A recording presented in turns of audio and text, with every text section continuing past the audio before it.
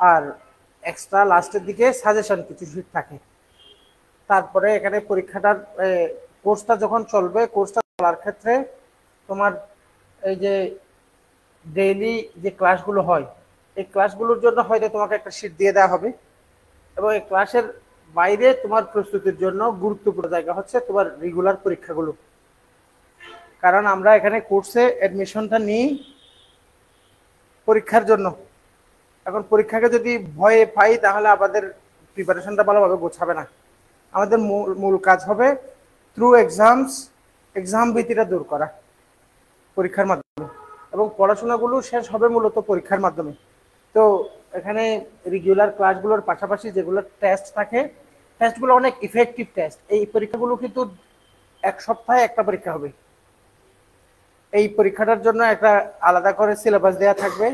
এই সিলেবাস ধরে পুরো সপ্তাহ জুড়ে প্রিপারেশন নিবা, এবং সপ্তাহে যে দিন সোমবার, মঙ্গলবার অথবা সাপ্তাহিক একটা দিন ফিক্সড থাকবে, ওই নির্ধারিত দিনে পরীক্ষাটা হবে। পরীক্ষাটা যেন আমরা খুব মনোযোগ দিয়ে দিই। কতগুলো ক্লাস টেস্ট থাকে, ক্লাস টেস্টগুলো কখনো কখনো ক্লাসের শুরুতে নেওয়া হয়, কখনো কখনো লেকচার শিট ভিত্তিক আলাদা নেওয়া হয়। অর্থাৎ ক্লাসের শুরুতে অনেক সময় ছোট পরীক্ষাটা না নিয়ে 3টা ক্লাস টেস্ট একসাথে মিলে বড় করে পরীক্ষা নেওয়া হয়, যেন ইফেক্টিভ হয় পরীক্ষাটা। তারপরে হচ্ছে সাবজেক্ট ফাইনাল। এখানে মনে করো বাংলার জন্য একটা চূড়ান্ত পরীক্ষা, ইংরেজির জন্য একটা চূড়ান্ত পরীক্ষা, এভাবে পরীক্ষা হয়। এরপরে ফাইনাল মডেল টেস্ট। এটা হচ্ছে একটা ওভারঅল কোর্সের পরিকল্পনাটা আমরা দেখলাম। এবার আমরা সামনের জায়গাগুলো দেখি একটু, ওখানে কি কি আছে। এখানে যারা প্রিলিমিনারি, অর্থাৎ এখানে প্রাইমারি নিয়োগ পরীক্ষা যাদের টার্গেট, এবং শিক্ষক নিবন্ধন দুটি পরীক্ষাতেই কিন্তু ভাইভা পরীক্ষা আছে। তো আমাদের এখানে তুমি বাংলাদেশের তেমন কোনো প্ল্যাটফর্মে দেখবা না আলাদা করে ভাইভার জন্য প্রোগ্রাম অ্যারেঞ্জ করা। তো আমাদের এখানে কিন্তু ভাইভার জন্য আলাদা করে সাপোর্ট আছে। এই বিশেষ করে প্রাইমারির জন্য যেটা খেয়াল করবা, প্রাইমারিতে যেটা এমসিকিউ হয়, এমসিকিউটা কিন্তু লিখিত পরীক্ষা। এটার নাম লিখিত। লিখিত কেন? এমসিকিউ পরীক্ষা বিসিএস তো এমসিকিউ পরীক্ষা মানে ওটাকে প্রিলিমিনারি পরীক্ষা বলি না, কিন্তু প্রাইমারিতে এটার নাম লিখিত কেন? প্রিলিমিনারি মানে ওটার নাম্বার যোগ হয় না, আর লিখিত মানে ওটার নাম্বার যোগ হবে, ওটা এমসিকিউ হোক যেরকম হোক। পার্থক্য বুঝছো? প্রিলি মানে বাছাই পরীক্ষা, ওটার কোনো মার্কস যোগ হবে না, ওটা দিয়ে ওটা কোনো মূল পরীক্ষা না। কিন্তু যেখানে নামটা লিখিত, যেমন এখন গত রাতে আমাদের 49তম বিসিএস স্পেশাল বিসিএস এর একটা সার্কুলেশন আসছে, ওখানে পরীক্ষাটা হবে এমসিকিউ এবং ভাইভা, ঠিক প্রাইমারি নিয়োগের মতো। এবং ওখানে এমসিকিউ পরীক্ষাটার নাম দেওয়া হয়েছে কি? লিখিত। তাহলে প্রিলিমিনারি নয় কেন? কারণ নাম্বারটা যোগ হবে। তো এখানে মনে করো লিখিত পরীক্ষার নাম্বার হচ্ছে 75 প্রাইমারি শিক্ষক নিয়োগের ক্ষেত্রে, আর ভাইভা পরীক্ষায় মনে করো এখানে 25 নাম্বার। তো 25 নাম্বারে কিন্তু তুমি এখানে অলমোস্ট 10 নাম্বার পেয়ে যাবো তোমার সার্টিফিকেট থেকে। বাকি 15 নাম্বার কিন্তু, যেহেতু একটা জেলাভিত্তিক মেধা তালিকা আলাদা করে প্রণয়ন করা হয়, এখানে কিন্তু 1 নাম্বার অনেক বড় ব্যাপার। কারণ এখানে মনে করো সিট আছে 30টা, প্রার্থী আছে 300 জন। তাহলে ওখানে 300 জনের মধ্যে যে একটা হার্ড কম্পিটিশন, এখানে 1 নাম্বার 2 নাম্বারের কারণে চাকরির নিচে চাইতে পারে। এই জন্য কোয়ালিটি একটা ভাইভা দেওয়া, ভাইভার জন্য প্রিপারেশন নেওয়া, এই সাপোর্টগুলোও এখানে আলাদা করে থাকবে। তবে এই কোর্সের ভর্তি হওয়ার পরে তুমি ভাইভা ফ্রি পাবা এরকম না, ভাইভার জন্য আলাদা ফি দিতে হবে। তুমি এখানে মডেল ভাইভা দিবা, ভাইভার জন্য তোমার জন্য ক্লাস হবে, তোমাকে ভাইভার প্রিপারেশনের জন্য লেকচার শিট দেওয়া হবে। এই জিনিসগুলো এটা পুরোপুরি আলাদা একটা কোর্স, যদিও কম ফি, কিন্তু ওখানেও আলাদা করে ফি দিতে হয়। এখানে জাস্ট উল্লেখ করে দিলাম, জাস্ট এখানে আমাদের ভাইভার জন্য সাপোর্ট আছে। ইভেন শিক্ষক নিবন্ধনের জন্য এবার আমরা করেছিলাম। স্টুডেন্টের সংখ্যা অনেক বেশি ছিল এরকম না, নিবন্ধনে স্টুডেন্টরা এখনো অত সচেতন হয় নাই। ওরা মনে মনে ভাবছে ভাইবার জন্য কি আর প্রিপারেশন নিব, ওটা কি প্রশ্ন করবো, এটার জন্য আবার আলাদা কোচিং করতে হয় কিনা বা প্র্যাকটিসের কোনো দরকার আছে কিনা, অতটুকু সচেতনতা ওদের মধ্যে অত গ্রো করে নাই। প্রাইমারিতে যেভাবে অনেকগুলো স্টুডেন্ট ভাইবা ব্যাচেই আমাদের ছিল, কিন্তু নিবন্ধনে কম ছিল। কিন্তু তাও আমরা যে কয়জন ছিল, আমরা আমাদের প্রাতিষ্ঠানিক সুনাম অক্ষুণ্ণ রাখার জন্য এদেরকে মানে কোনো ধরনের টাকা পয়সা পাই নাই এমন অবস্থা। কারণ একটা ভাইবা বোর্ড বসাতে অনেকগুলো টাকা পয়সার ব্যাপার আছে, স্যারদেরকে লম্বা একটা সময় ধরে বসে থাকবে, ভালো একটা ফি দিতে হয়। তাহলে একটা বোর্ডে কমপক্ষে 3 জনকে বসালে ভালো অ্যামাউন্টের একটা খরচ আছে, তবু আমরা ওদেরকেও সার্ভিসগুলো দিয়েছি। তো এখানে নিবন্ধনের সাথে ওই এই প্রাইমারির যে শিক্ষক নিয়োগ, এটার কিন্তু কিছু পার্থক্য আছে। দুইদের সবাইকে ক্লাস একসাথে করাবো, মূল ক্লাসগুলো একসাথে হয়, টপিকগুলো মডিউলগুলো যেহেতু একই, কিন্তু পরীক্ষার পদ্ধতিতে একটু পার্থক্য আছে। তুমি দেখবা প্রাইমারি পরীক্ষায় মোট নাম্বার কত, 75, আর শিক্ষক নিবন্ধন পরীক্ষায় নাম্বার কত, 100। ঠিক আছে, এবং শিক্ষক নিবন্ধন পরীক্ষায় এখানে পাস ফেলের বিষয় আছে, এটা মূলত প্রিলি। নিবন্ধনে কিন্তু 100 নাম্বারেরটা কি প্রিলি, এই জন্য ওটাকে প্রিলি বলা হয়, ওটা রিটেন বলা হয় না, কারণ এর পরে আলাদা করে কি আছে, রিটেন আছে। তো এই শিক্ষক নিবন্ধনের ব্যাচের ক্ষেত্রেও যখন প্রিলি শেষ হবে, প্রিলিতে যারা কোয়ালিফাই করবে তাদের জন্য রিটেনের জন্য সাপোর্ট আছে। বিশেষ করে আমাদের যে এক্সাম ব্যাচ, মনে করো তুমি অ্যাকাউন্টিং থেকে পড়ছো, অ্যাকাউন্টিং রিটেনের জন্য পরীক্ষা, ম্যানেজমেন্ট থেকে পড়ছো, কেমিস্ট্রি থেকে পড়ছো, ফিজিক্স থেকে পড়ছো, ম্যাথ থেকে পড়ছো, ওগুলোর জন্য আলাদা সাপোর্ট আছে। গত বছর সাকসেসফুলি ওখানে হিউজ স্টুডেন্ট ছিল, বিষয়ভিত্তিক আমরা জিনিসগুলো শেষ করিয়েছি। তো এখানে দেখো ওই এখানে কিন্তু ক্লাসের সংখ্যা একটু বেশি, কারণ নিবন্ধনে এক্সট্রা কিছু ক্লাস আছে। জেনারেল বেসিক ক্লাসগুলো, রেগুলার ক্লাসগুলো সবগুলোই একসাথে হবে, পরীক্ষা হবে আলাদা, কারণ এখানে পরীক্ষার নাম্বারগুলো কত, 100। আমি বুঝতে পারছি। এই হচ্ছে এই দুইটা প্ল্যানের মধ্যে মোটামুটি মেনশনেবল পার্থক্য। এবং এখানে তোমাকে দুইটি তথ্য জানিয়ে দিলাম। একটা তথ্য হচ্ছে প্রাইমারির জন্য ভাইভা, এটা নিয়ে টেনশন করার কিছু নাই, এখানে প্রফেশনালি তোমাকে সাপোর্ট দেওয়া হবে। আর নিবন্ধনের রিটেন পরীক্ষার জন্য যারা টেনশন করছো, এটা নিয়ে তোমরা দুইটি কাজ করবা। একটা কাজ হচ্ছে, যদি নিবন্ধনটা সিরিয়াসলি টার্গেট থাকে, তাহলে আমরা অবশ্যই এখন থেকে নিজের সাবজেক্টের নিবন্ধনে যে টাইপের প্রশ্ন হয় ওটার জন্য একটা সুপরিকল্পিত প্রস্তুতি রাখবো। মাঝে মধ্যে সপ্তাহে একবার করে যদি পড়ো, তাহলে মোটামুটি নিজের সাবজেক্টের প্রিপারেশনটা গোছানো যাবে। এটার জন্য যেটা করতে পারো সেটা হচ্ছে, বাজারে বিভিন্ন রকম কোয়েশ্চেন ব্যাংক পাওয়া যায়, তোমার সাবজেক্টের প্রিভিয়াস প্রশ্নগুলো কালেক্ট করে কি টাইপের প্রশ্ন আসছে ওই টাইপের করে লিখিত প্রস্তুতিটা নেওয়া। এখানে কিন্তু লিখিত নিবন্ধন কিন্তু এখন আর আগের মতো জাস্ট একটা সার্টিফিকেটের পরীক্ষা না, এখন এটা থেকে সরাসরি চাকরি হচ্ছে। যেহেতু চাকরি হচ্ছে, এবং এই চাকরিগুলো সরকারি চাকরির সাথে তেমন একটা পার্থক্য নেই, অলমোস্ট একই। তোমার নিজস্ব ব্যক্তিগত পারফরমেন্স যদি ভালো থাকে, এমন এমন কলেজের, বেসরকারি কলেজের স্যার আছে যারা সরকারি কলেজের বিসিএস ক্যাডার, এদের চেয়েও ভালো টাকা পয়সায় অবস্থানে অনেক ভালো অবস্থায় আছে। এটা সম্পূর্ণ নিজের ক্যারিসমেটিক কোয়ালিটি, নিজের পার্সোনাল যোগ্যতার উপর ডিপেন্ড করে। সুতরাং এই ব্যাপারগুলোকে মানে বাস্তবতার নিরিখে কথাগুলো বলা, আপেক্ষিক দৃষ্টিতে কেউ বড় কেউ ছোট বা এরকম না। তো সুতরাং এই যেহেতু এখানে চাকরি হওয়ার একটা ব্যাপার আছে, এবং ভাইভাতে মোটামুটি মানে জাস্ট অল্প কিছু প্রশ্ন করে ছেড়ে দিয়ে এখানে টোটাল একটা মার্কস দিয়ে চাকরিটা আবার একটা মেরিট লিস্ট করে দেওয়া হচ্ছে। সুতরাং রিটেন পরীক্ষার জায়গাটাকে আমাদের গুরুত্ব দিতে হবে। তো সারা জীবনের আমার অনার্সের 4 বছর 5 বছরের পড়াশোনা, এই পড়াশোনাগুলোর যে এই সাবজেক্টগুলো থেকে যে সমস্ত প্রশ্ন আসবে এগুলো গোছানোর জন্য নিজস্ব একটা পরিকল্পনা সাধারণত তেমন কেউ নেয় না। যখন পরীক্ষা আসে, পরীক্ষার আগ মুহূর্তে তাড়াহুড়ো করে কিছু একটা জোড়াতালে দিয়ে করা, এটা যদি না করে আমরা আগে থেকেই কি কি প্রশ্ন আসছে, বিগত 5 বছরের প্রশ্ন, 4 বছরের প্রশ্ন, বা যে 2-3 বছরের প্রশ্ন পাওয়া যাচ্ছে, এই প্রশ্নগুলো কালেক্ট করে, এই প্রশ্নগুলোর এখন কিন্তু নিবন্ধনের একটা সিলেবাসও কিন্তু আছে, তো কালেক্ট করে এই প্রশ্নগুলোর নিরিখে নিজস্ব একটা পরিকল্পনা নিয়ে নিজস্ব একটা প্রস্তুতি, মিনিমাম সপ্তাহে 1-2টা প্রশ্ন, একটা 2টা চ্যাপ্টার বা 1-2টা সাবজেক্ট দেখার যে কাজ, এগুলো করে যাব। তাহলে পরে এই আমাদের নিবন্ধন প্রথমবারেই সাকসেস হওয়ার জায়গাটাতে আমরা ইনশাল্লাহ ব্যর্থ হব না। তাহলে এখানে এরপরে এই যে দেখছো, নিবন্ধনের জন্য লিখিত আলাদা করে জিনিসগুলো দেখানো হয়েছে প্রিলির পরে। তাহলে লিখিত, আর এখানে বিভিন্ন কোন কোন সাবজেক্টের লিখিত সাবজেক্ট আমাদের সাপোর্ট আছে, এটার একটা উল্লেখও কিন্তু এখানে আমরা দেখতে পাচ্ছি। তারপরে আমরা দেখছি এখন এই যে কোর্স প্ল্যান। তো কোর্স প্ল্যানে এখানে আমি জাস্ট এগুলো রিডিং পড়ে দিয়ে টাইম ওয়েস্ট করার দরকার নেই। আমি তোমাকে আজকের ওরিয়েন্টেশন ক্লাসে আমাদের পরিকল্পনাটা কি, তুমি নিজে কি করবা, এবং কোন সাবজেক্টে কোন কোন বইগুলো কালেক্ট করা দরকার, অথবা আমাদের শীটগুলো তুমি কিভাবে শেষ করবা, এবং তোমার প্রিপারেশন স্ট্র্যাটেজিটা কেমন হওয়া উচিত, এই ধরনের লেখাপড়া রিলেটেড, ট্রিপ প্রস্তুতি রিলেটেড কানেক্টেড কথাগুলো বলবো। তো এখানে লম্বা রিডিং পড়ে সময় ওয়েস্ট করার কিছু নাই, এখানে ক্লাসগুলো দেখানো হয়েছে। মনে করো লেকচার 1 2 3 4 কোন সাবজেক্টে কি কি, এবং এখানে দেখো একটা অ্যাসাইনমেন্ট দেওয়া আছে। এটা লেকচার, এটা ক্লাস, এটা ক্লাস, এটা ক্লাস, কিন্তু এখানে এসে এসে কি আছে?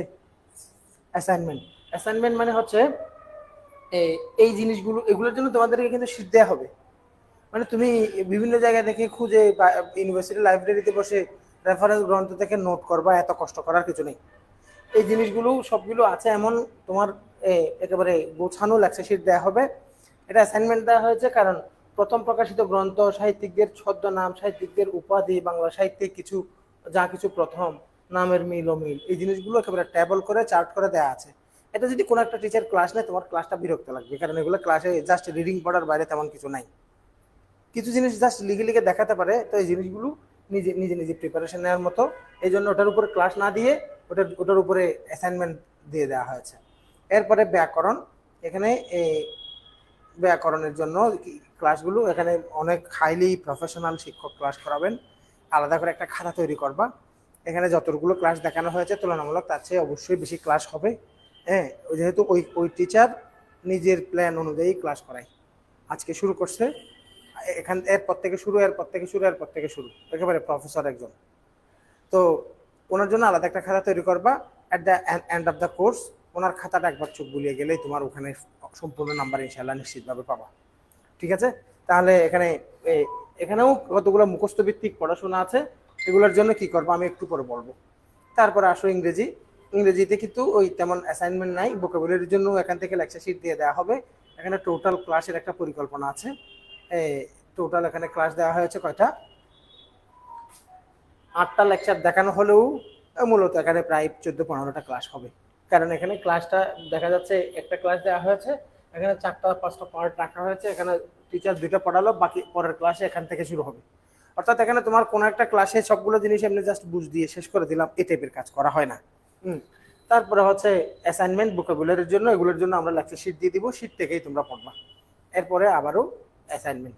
তারপরে ম্যাথমেটিক্সে কিন্তু ক্লাসের সংখ্যা যেভাবে দেখানো হয়েছে এভাবেই যথেষ্ট, কারণ এখানে এই জিনিসগুলোকে ক্যাটাগরাইজ করে উল্লেখ করে দেওয়া হয়েছে। তারপরে সাধারণ জ্ঞানের জন্য তোমরা দেখো, সাধারণ জ্ঞানের 2টি পার্ট, একটা হচ্ছে বাংলাদেশ আর একটা হচ্ছে আন্তর্জাতিক। এই 2টি পার্ট মিলে অনেকগুলো ক্লাস আছে সাধারণ জ্ঞানে। এই হচ্ছে এই ক্লাসের পরিকল্পনা, এগুলো আমি রিডিং করে সময় নষ্ট করে নেই। এবার আসো যেটা বোঝাতে চাইছিলাম এবং প্রথমেও আমি গুরুত্ব দিয়ে বলছি, ওটা হচ্ছে এখানে তোমার প্রিপারেশনের জন্য, প্রস্তুতির জন্য। এখানে কোচিংয়ে তুমি যখন অ্যাড হওয়ার পরে তোমার একটা ক্লাস, 2টা ক্লাস, 3টা ক্লাসগুলো করলা, লেকচার শিটটা কালেক্ট করলা, এটুকুর মধ্যে তুমি সীমাবদ্ধ থাকবে না। তোমার মূল কাজ হবে হোমওয়ার্কগুলো। এখানে হোমওয়ার্ক দেওয়া হয়, এইটা হচ্ছে তোমার জন্য হোমওয়ার্ক। মনে করো এক্সাম 1, তো মনে করো আজকে শুরু হচ্ছে ক্লাস, তোমাদের নতুন ব্যাচ আজকে শুরু হলে, আজকে মনে করো আগামীকাল একটা ক্লাস হবে, পরশুদিন একটা ক্লাস হবে, সপ্তাহ জুড়ে 3টা ক্লাস হলো, কিন্তু এর বাইরে তোমার আলাদা কতগুলো হোমওয়ার্ক থাকবে। মনে করো এই সপ্তাহের শেষে এই বিষয়টার উপর পরীক্ষা, এই ব্যাপারটা বুঝে নাও, এই বিষয়টার উপর পরীক্ষা। তাহলে এখানে বাংলা সাহিত্যের যুগ বিভাগ, প্রাচীন যুগ, চর্যাপদ পরিচিতি, এই অংশটা পড়ে আসবো। এবং তোমাদের জন্য লেকচার শিটের বাইরে আর আলাদা একটা বইয়ের ব্যবস্থাও করা হচ্ছে, যেন ওখান থেকেও কিছু জিনিস বিগত বছরের প্রশ্ন পড়ার কাজটা ওখান থেকে করতে পারো। তারপরে হচ্ছে বাংলা। ইংরেজিতে এখানে দেখো parts of speech, interchange of parts of speech, অর্থাৎ এখানে just introduction to parts of speech, এখানে interchange of parts of speech, এই 2টা চ্যাপ্টার পড়ে আসবা এক সপ্তাহে। ম্যাথমেটিক্স থেকে একটা মাত্র চ্যাপ্টার দেওয়া আছে, মনে করো ধরো এই চ্যাপ্টারের উপরে এই সপ্তাহে একটা ক্লাস হলো। তারপরে সাধারণ জ্ঞানে এখানে এই যে নির্দিষ্ট কিছু চ্যাপ্টার দেওয়া আছে, বাংলা থেকে 20 নাম্বার, ইংরেজি 20 নাম্বার, ম্যাথ 20 এবং সাধারণ জ্ঞান 20। তাহলে এখানে এই 80 নাম্বারের পরীক্ষা হবে সপ্তাহের শেষে। এটা হচ্ছে ফার্স্ট উইকের। এই জায়গার উপর যারা গুরুত্ব দিবা, তোমার সিলেবাসে কোনো জায়গায় তেমন গ্যাপ থাকবে না। এখানে এমন কিছু বিষয় আসতে পারে যে বিষয়টা এখনো ক্লাস হয় নাই, এমন বিষয় আসতে পারে যেটা এখনো ক্লাস হয় নাই, কিন্তু তুমি আগে থেকে একবার পড়ে ফেলছো, এরপরে যখন ক্লাস করবা ওখানে কোনো গ্যাপ থাকলে ওটাও কভার হয়ে যাবে। বুঝতে পারছি কিনা? তাহলে তুমি যদি বলো স্যার এখনো পড়ানো নাই, এরপরে এখনো পড়ানো হয় নাই কিন্তু পরীক্ষা হচ্ছে, যদি পড়ানোর পরে পরীক্ষা নিই তাহলে তো পরীক্ষাগুলো নেওয়া সম্ভব না, কারণ সবকিছু পড়াইতে আমার 3 মাস 4 মাস যাবে, 4 মাস পরে আবার পরীক্ষা শুরু করলে তোমাকে মডেল টেস্ট দিব নাকি এই পরীক্ষাগুলো নিব। ছোট ছোট সিলেবাসে মূলত এভাবে পরীক্ষাগুলো নিতে হয়। তাহলে উইক 1 বা এক্সাম 1 এর পরে এক্সাম 2 দেখো, এক্সাম 2 তে ওভাবে সিলেবাস নির্ধারিত আছে। ওখানে প্রাচীন যুগ ছিল, এখানে মধ্যযুগ, ওখানে পার্টস অফ স্পিচ ছিল, এখানে নাউন নাম্বার, ওখানে বাস্তব সংখ্যা ছিল, এখানে লসাগু গসাগু, ওখানে এই সাধারণ জ্ঞানের এই যে আদমশুমারি, বাংলাদেশের ভূ প্রকৃতি, এই যে বিষয়গুলো আছে। কিন্তু এখানে এসে বাংলাদেশের ইতিহাসের অংশ থেকে প্রাচীনকাল থেকে ব্রিটিশ আমল, খিলাফত আন্দোলন, কংগ্রেস স্পেসিফিক করে দেওয়া আছে। অর্থাৎ তুমি ইতিহাস অংশের মধ্যে বিশাল ভান্ডার থেকে ঠিক কোন কোন জায়গাগুলো পড়ে আসবা। বুঝতে পারছি? এখানেও মানবন্টন ওটার মতো। তারপরে এক্সাম 3, এভাবে তোমাদের তোমাদের প্রিপারেশনের কোর জায়গা হচ্ছে এই জায়গাটা। এখানে কয়টা পরীক্ষা আছে দেখছো? কয়টা? 15টা পরীক্ষা নেওয়ার জন্য 15 সপ্তাহ যাবে। 15 সপ্তাহ, তাহলে 15 সপ্তাহ গেলে তাহলে তোমার প্রায় 3 মাস কাছাকাছি, ঠিক না? তাহলে বা 2.5 মাস বা 2 মাস সামথিং। এরপরে কি? এরপরে ওই যে ততদিনে অনেকগুলো ক্লাস এগিয়ে যাবে। এরপরে আমরা অন্য ধাপের পরীক্ষা শুরু করব। দেখুন এরপরের পরীক্ষাগুলো কিভাবে হবে। এখানে একটা কোয়েশ্চেন, এগুলো কোয়েশ্চেন অ্যানালাইসিস, কোন সাবজেক্টে কয়টা, কোন টপিক থেকে কয়টা প্রশ্ন আসছে, এই জিনিসগুলো এখানে দেখানো হয়েছে। এগুলো এখানে আমি ব্যাখ্যা করার দরকার নেই। তাহলে আমরা এখন আলোচনায় যাই। তাহলে বলো, আমরা পরিকল্পনাটা দেখলাম। আমাদের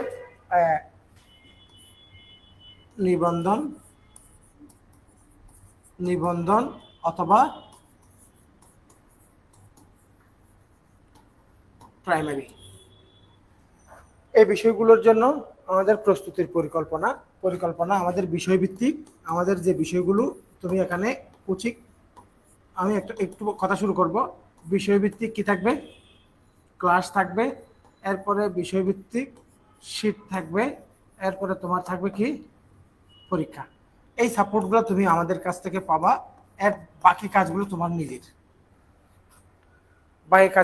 নিজের। এরপরে পাশাপাশি আমি এখানে লিখে রাখি, এখানে একটা বই থাকবে, এটা হচ্ছে কোয়েশ্চেন ব্যাংক অথবা ডাইজেস্ট বলতে পারো, ঠিক আছে? ইফেক্টিভ বই যদি কালেক্ট করো, এই বইয়ের মধ্যে একটা অ্যাপ থাকবে। বইয়ের শুরুতে একটা কিউআর কোড থাকবে। কিউআর কোড তুমি যখন খুলবা, প্রত্যেকের জন্য আলাদা আলাদা কিউআর কোড। বইটা খোলার পরে কিউআর কোডটা নিয়ে মোবাইলে স্ক্যান করলে একটা অ্যাপ অটোমেটিক ইনস্টল হবে তোমার প্রত্যেকের। ওই কোডটা আরেকজন ইনস্টল করলে আর হবে না। একবার করে ফেললে, তোমারটা যদি কেউ অন্য একজন করে ফেলে, তুমি আর করতে পারবে না। এই জন্য ওটা সিল করা, প্যাকেট করা থাকে, ওখানে ট্যাপ লাগানো থাকে। এটা খুলে কিউআর কোডটা স্ক্যান করবা।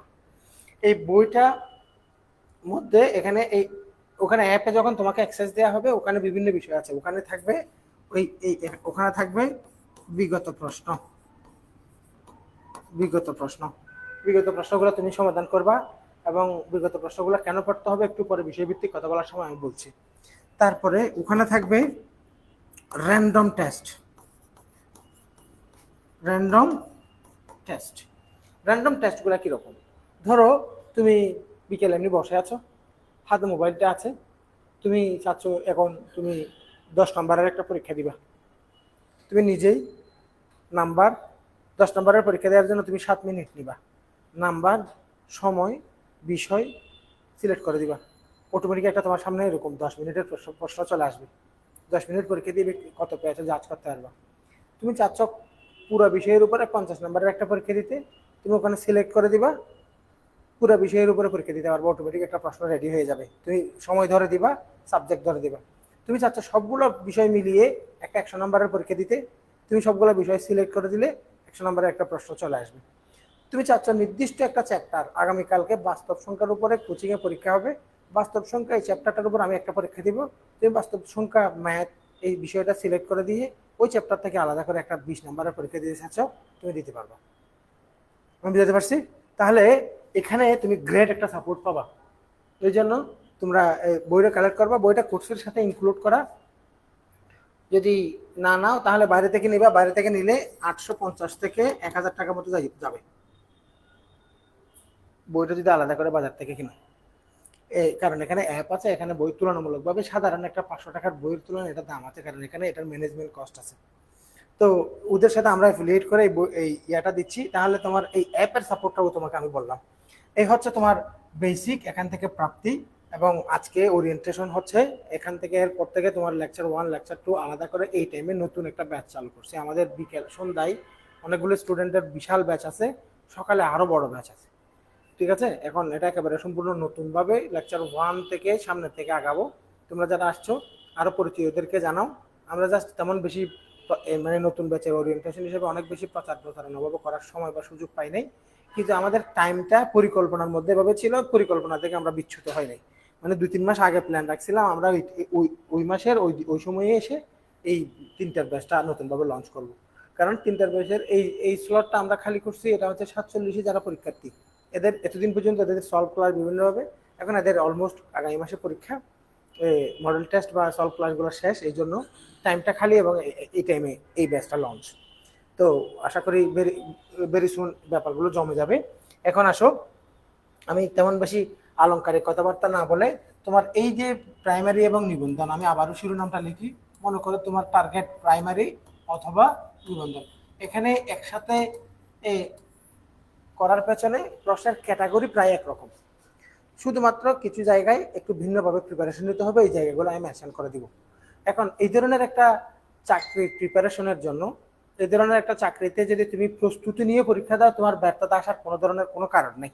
তো এখন যদি প্রস্তুতির ক্ষেত্রে একটা কাজ কখনো করা যাবে না, ওটা হচ্ছে তোমাকে কোচিংয়ে লেকচার শিট দেওয়া হবে, ক্লাস দেওয়া হবে, পরীক্ষা নেওয়া হবে, এটা হচ্ছে তোমার প্রস্তুতিটার কনসিস্টেন্সি রাখার জন্য, তোমার প্রস্তুতির মধ্যে কোনো গ্যাপ আছে কিনা, তোমার প্রস্তুতির ইমপ্রুভমেন্ট যাচাই করার জন্য। এখন তুমি যদি শতভাগ নির্ভর করো কোচিং তোমাকে চাকরি পাইয়ে দিবে, তাহলে তোমার মধ্যে একটা ভুল মানসিকতা আছে। কোচিং কাউকে চাকরি পাইয়ে দেওয়া সম্ভব না। তুমি কোচিংয়ের উপর নির্ভর করাটা বড় ধরনের বোকামি। আবারও বলছি, কোচিং হচ্ছে তোমাকে প্রিপারেশনের মধ্যে র্যান্ডম উপস্থাপনা আছে, বইতে অনেক বেশি তথ্য আছে, এই জিনিসগুলোকে সামারাইজড করে, আবার কোনো একটা চ্যাপ্টারে তোমার নিজস্ব কোনো ডিফিকাল্টিস আছে, প্রফেশনাল শিক্ষকরা বিষয়গুলোকে সহজে আত্মস্থ করার জন্য পদ্ধতি দেখিয়ে দেওয়া, এই কাজগুলো করলো। এখন তুমি যদি অতটুকুতেই সীমাবদ্ধ থাকো, তাহলে পড়াশোনাটা তোমার ভেতরে মাথায় ঢুকিয়ে পরীক্ষা দিতে হবে না। এখন মাথায় ঢুকানোর কাজটা যদি তুমি না করো, কারণ আমরা আমাদের এখন যে বয়স, এই বয়সে ক্লাসে শুধু বসলাম, ক্লাসে বসলে কি একটা পড়া সম্পূর্ণরূপ হয়ে যায়? ওটাকে আবার রিভাইজ করা লাগবে না? মাথায় ঢুকাইছো, মাথায় রাখতে হলে রিভাইজ করা লাগে। এই জন্য পড়াশোনার ক্ষেত্রে এই ধরনের কম্পিটিটিভ একটা পরীক্ষায় যদি তুমি ভালো করতে চাও, ভালো করার জন্য তুমি এই মেথডটা ফলো করবা। মেথডটা হচ্ছে, মনে করো 7 দিন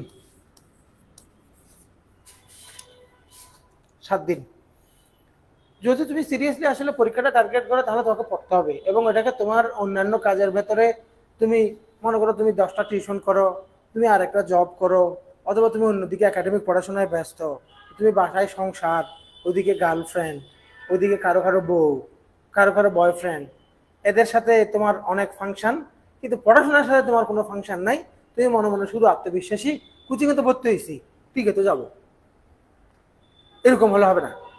তুমি সবকিছুর মানে তোমার সারা দিনের যে অ্যাক্টিভিটিস গুলোর মধ্যে বড় একটা অংশ এই 6 মাসের মধ্যে আমি এই এই এই সময়ের এই পিরিয়ডটা আমি এই কাজে লাগাবো। এর জন্য অবশ্যই তোমার একটা মানসিক প্রস্তুতি লাগবে। 7 দিন পড়া আমরা পড়ি, এখানে হাইলি কম্পিটিটিভ টিচাররা পড়াবে, এটা আমি আবারও বলছি।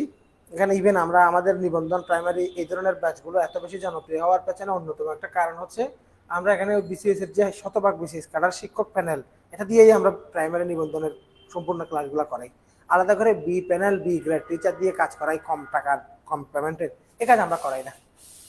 এই জন্য আমাদের এটাতে অনেক বেশি জনপ্রিয় এবং সবসময় ভরপুর স্টুডেন্ট থাকে।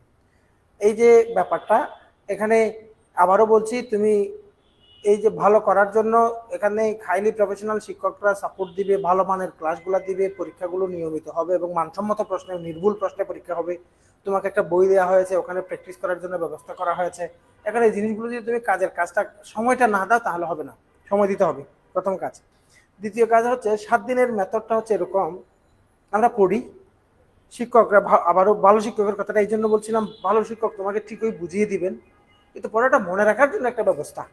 এটা হচ্ছে আমরা প্রতিদিন পড়বো না, আমরা যে কাজটা করব, ধরো তুমি প্রথম দিন যা পড়ছো দ্বিতীয় দিন আরো পড়লা, তৃতীয় দিন আরো পড়ছো। এবার চতুর্থ দিন এসে তুমি নতুন কিছু না পড়ে এই প্রথম 3 দিনের পড়াটা রিভাইজ করো। এটা আমি চতুর্থ দিন দিয়ে উদাহরণ দিলাম। ধরো এটা এটা এটা হচ্ছে প্রথম 6 দিন পড়লা, এটাকে এই জন্য এখানে সপ্তম 7 দিন বলছি। সপ্তম দিনে এসে প্রথম 6 দিনের পড়া তুমি কি করো, রিভাইজ করো।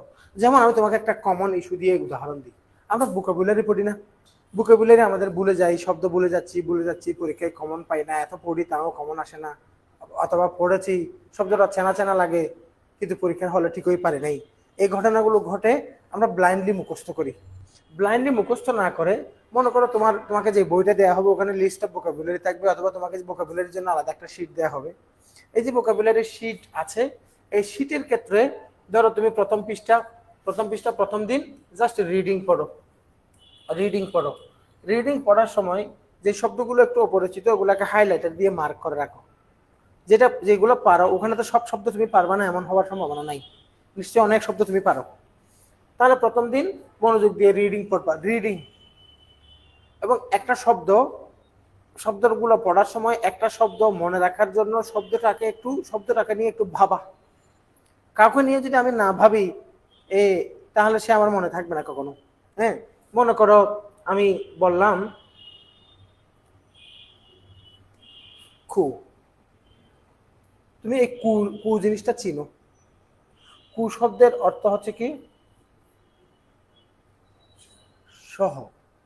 তাহলে এই কু শব্দটা যুগে যে সকল শব্দ হচ্ছে এই শব্দের অর্থের মধ্যে সহ অর্থটা আসবে। তাহলে শব্দটাকে একটু ভেঙে চিন্তা করা। তাহলে কুর সাথে তুমি এখন যোগ করে দাও কোঅপারেশন।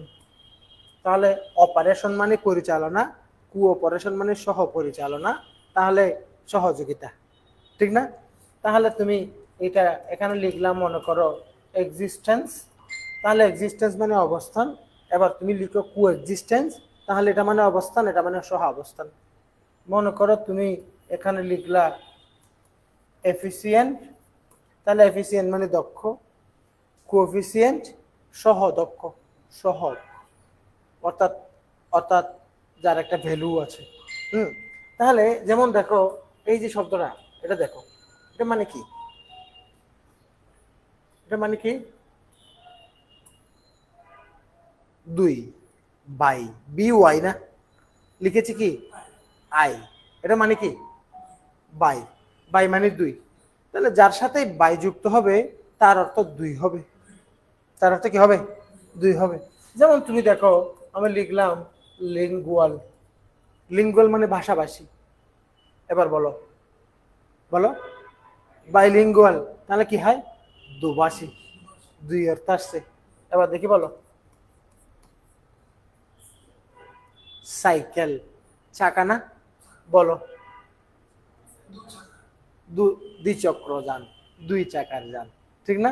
যার সাথে বাই থাকবে, যেমন দেখো এই আমি এখানে কু লিখলাম, আমি এখানে লিখলাম ওয়াইফ, ওয়াইফ মানে কি স্ত্রী, বউ। এবার বলো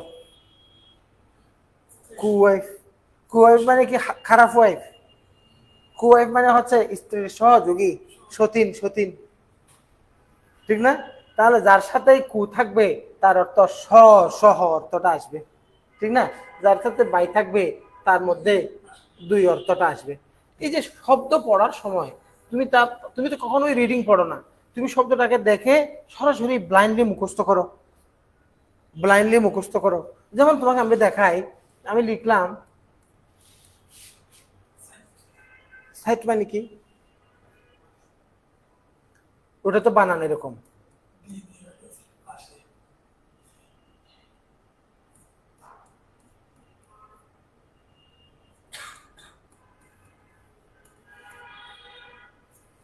সবগুলো সাইড না। হ্যাঁ, এটার অর্থ পার্শ্ব, এটার অর্থ টু গিভ এক্সাম্পল, এক্সাম্পলিফাই, উদাহরণ দেওয়া। এটার অর্থ দৃশ্য, লাভ এট ফার্স্ট সাইট, দেখা, দেখা, প্রথম দেখা, এই ভালোবাসা। এগুলো আমরা বলি কি রুট। এই রুটগুলোতে এক একটা উচ্চারণ এক এক রকম হলেও তুমি যখন এই এই এই যে এগুলাকে বলা হয় প্রিফিক্স, এগুলো হচ্ছে কি প্রিফিক্স। প্রিফিক্সগুলোর অর্থ তো প্রায় আমাদের জানা থাকবে। প্রিফিক্সের অর্থ এবং রুটের অর্থ যখন আমরা জানবো, শব্দগুলোকে যখন এভাবে ভেঙে ভেঙে চিন্তা করব, তখন আমরা ইজিলি শব্দগুলো আমাদের মনে থাকবে। এবং যে পদ্ধতিটা আমি দেখাতে চাচ্ছি, এটা তোমাদেরকে জাস্ট আমি একটা উদাহরণ হিসাবে দিলাম। এখন তাহলে এই জায়গায় আমরা এই শব্দটাকে কল্পনা করব, এটা একটা কথা। তাহলে এখানে যে কথাটা বলতে চাচ্ছিলাম, মনে করো তোমার কয়টা পেজ, 4টা বলো না, কয়টা পেজ, 4টা পেজ।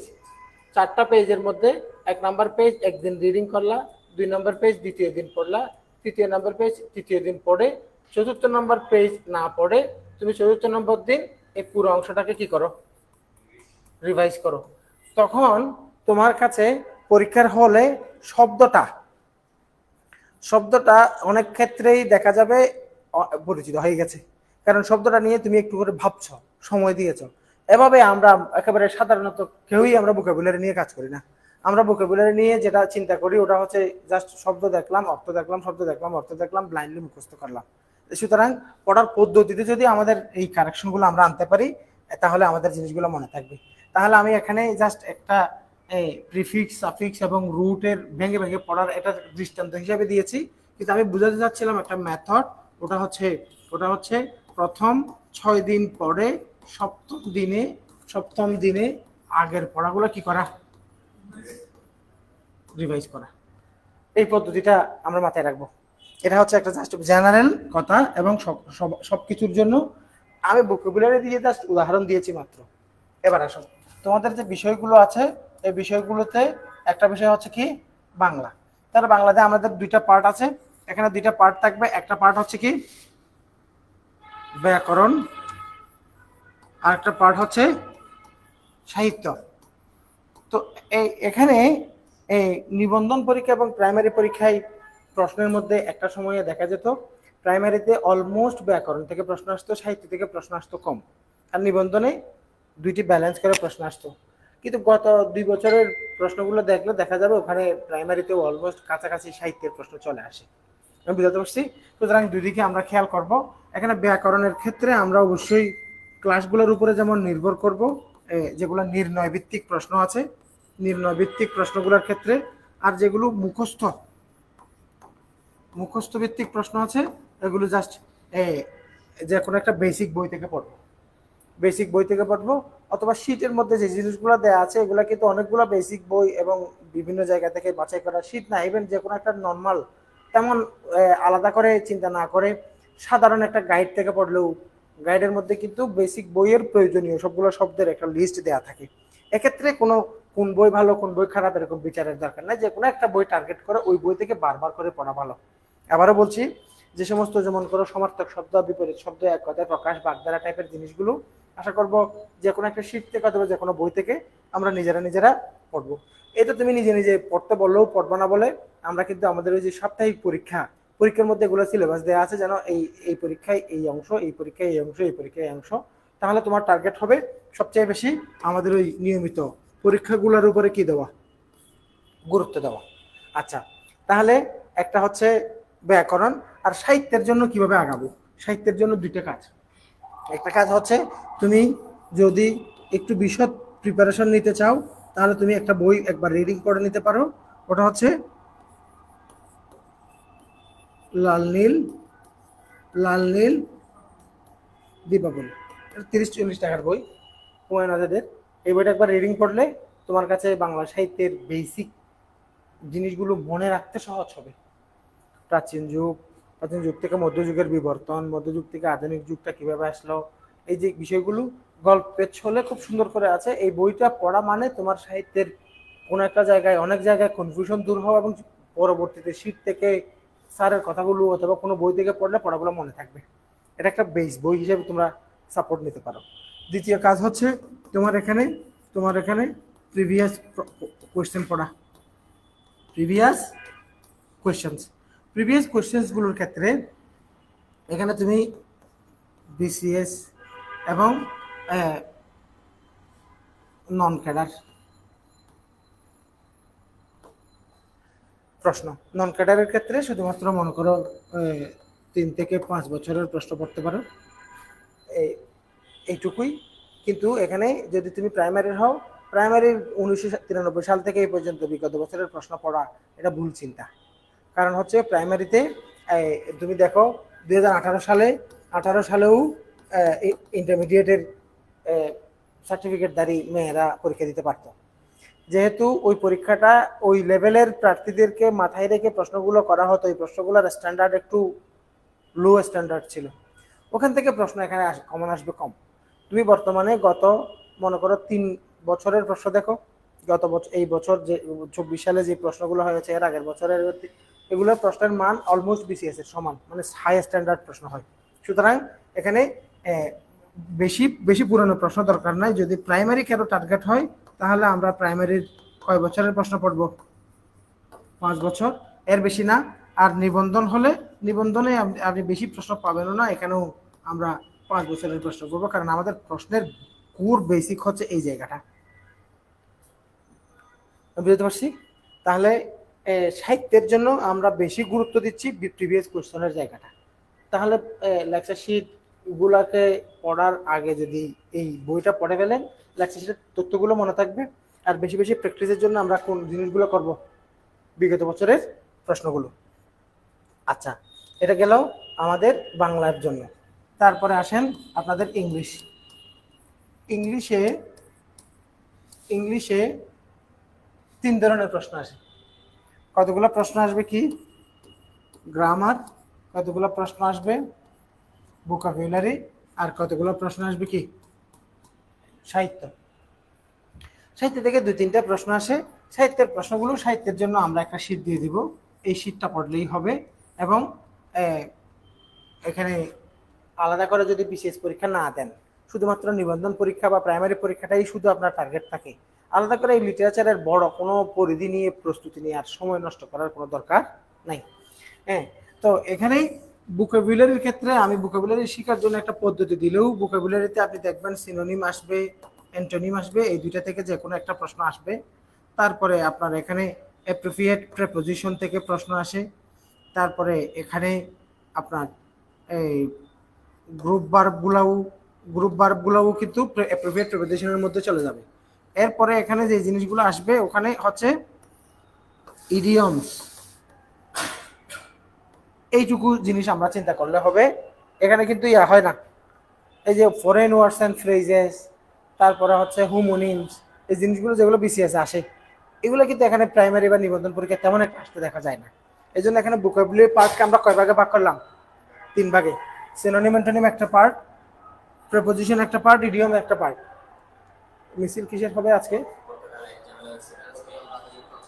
কালকে এখানে ঝামেলাটা কি জন্য হয়েছে?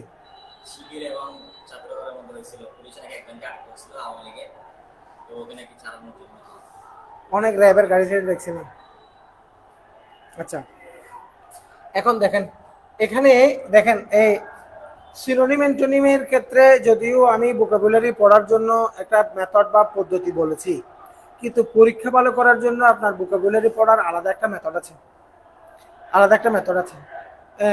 অবশ্যই আমরা যে কোনো আপনার শীট থেকে অথবা যে সাপোর্টিং বই দেবো, বই থেকে লিস্ট অফ ভোকাবুলারি দিয়ে যদি আপনি ডেইলি 1 পৃষ্ঠা করে পড়ার যে মেথড বলেছি এটা যদি করেন এবং প্রতিটা শব্দ যদি একটু ভেঙে চিন্তা করতে পারেন, প্রিফিক্স, সাফিক্স, রুট, এই জিনিসগুলোর উপর আমি আলাদা একটা ক্লাস হয়ে নিব।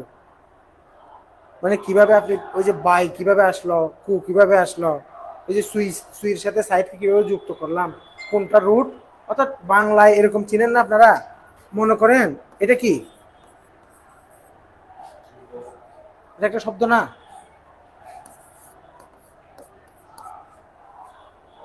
নতুন একটা শব্দ সৃষ্টি হলো না? আর একটা শব্দ সৃষ্টি হলো না? এটাকে আমরা বাংলায় কি বলি বলেন? উপসর্গ। আর এটাকে আমরা বাংলায় কি বলি? অনুসর্গ অথবা প্রত্যয় বলি না? এই যে এটাকে বলা হয়, বলেন, শব্দ মূল। এটা ল, হ্যাঁ, শব্দ মূল। যদি এটা ক্রিয়া হয় ক্রিয়া মূল হলে তাহলে এটাকে আমরা বলতাম কি? ক্রিয়া যদি হতো, কিন্তু যোগ্য শব্দটা তো আর ক্রিয়া না হয় অন্য কোনো শব্দ হলে তাকে আমরা শব্দ মূল নামে রাখি। তাহলে উপসর্গ এবং প্রত্যয় যোগ করে শব্দমূলের আগে এবং পরে যেভাবে যোগ করে নতুন শব্দ সৃষ্টি করি, ইংরেজিতে এই ব্যাপারটা যদি যারা জানে তার কাছে অনেক কঠিন শব্দ সহজ হয়ে যায়। আমি বুঝতে পারছি। এটার জন্য একটা ক্লাস দরকার, কারণ প্রিফিক্স গুলো সম্পর্কে ধারণা দেওয়া। এই যে বাই অর্থ দুই, এটা নিয়ে আমরা তেমন একটা পড়াশোনা করি না। এটা নিয়ে আমি একটা আলাদা ক্লাস নিব, তখন আপনার কাছে ব্যাপারগুলো ইনশাল্লাহ আরো স্পষ্ট হয়ে যাবে, সহজ হয়ে যাবে। তো এখানে যারা আমরা নিবন্ধন প্রাইমারি টার্গেট করে ভোকাবুলারির জন্য প্রিপারেশন নেবে, তার প্রিপারেশনের স্ট্র্যাটেজিটা কি হবে, এর জন্য একটা ছোট্ট কাজ করতে পারেন যদি একটু সিরিয়াস থাকেন। ওটা হচ্ছে, এই যে আমি আপনাকে প্রিভিয়াস ইয়ারের কোয়েশ্চেন পড়ার জন্য বাংলা সাহিত্যের জন্য বলেছি না, ওখানে কিন্তু আমি বাংলা গ্রামারের জন্য বাংলা প্রিভিয়াস ইয়ারের প্রশ্ন পড়ার ওটা বলি নাই। গ্রামারের জন্য যদি আপনি বিগত বছরের প্রশ্নের উপর নির্ভর করেন, মানে পরিযোগিকা পরীক্ষা পরিযোগিকা পরীক্ষা পরিযোগিকা পরীক্ষা মুখস্থ করেন বিগত বছরের প্রশ্ন, তাহলে আপনার অনেক এফোর্ট, জীবনের সময়, গুরুত্বপূর্ণ সময়গুলো জাস্ট নালায় যাবে, খালে যাবে, কোনো কাজে আসবে না। এই বিগত বছরের প্রশ্ন মুখস্থ করার চেয়ে আপনি গ্রামারের স্ট্রাকচারাল বিষয়গুলোকে বুঝে নিয়ে সমাধান করবেন। ধরেন আপনি বিগত বছরের প্রশ্ন পড়তে গিয়ে শুদ্ধ বানানের প্রশ্ন, মুমূর্ষু বানান কি হবে, পিপিলিকা বানান কি হবে, মনে করেন পিপিলিকা, এটা বিশেষ পরীক্ষায় আসছে। হ্যাঁ, মনে করেন শ্বশুর বানান কি হবে। এখন আপনার যদি পিপিলিকার শুদ্ধ বানান কি, এটার জন্য বিগত বছরের প্রশ্ন দেখেন, যে কোনো একটা গাইড কিনেন বাংলা, দেখবেন ওখানে 400, 500, 600, 1000 বিগত বছরের প্রশ্ন আছে শুধু শুদ্ধ বানানের উপর, এমন বইও পাবেন। 1000 শুদ্ধ বানান পড়তে আপনার যে পরিমাণে ফুট দিতে হবে, তার 100 ভাগের 1 ভাগ সময় দিয়ে কিন্তু আপনি বানানের সবগুলো নিয়ম জেনে যাবেন। এখন বানানের নিয়ম যখন আপনি ক্লিয়ারলি জানেন, বানান কোনটার বানান কি হবে ওটা তো আপনি এমনিতেই পারবেন। আমি বুঝতে পারছি কিনা? তাহলে এই জন্য এই যে মনে করেন যখন আপনি নিয়ম শিখবেন, তাহলে এখানে দেখেন, এখানে এখানে কয়টা ইকার, 3টা ইকার একসাথে আসছে না?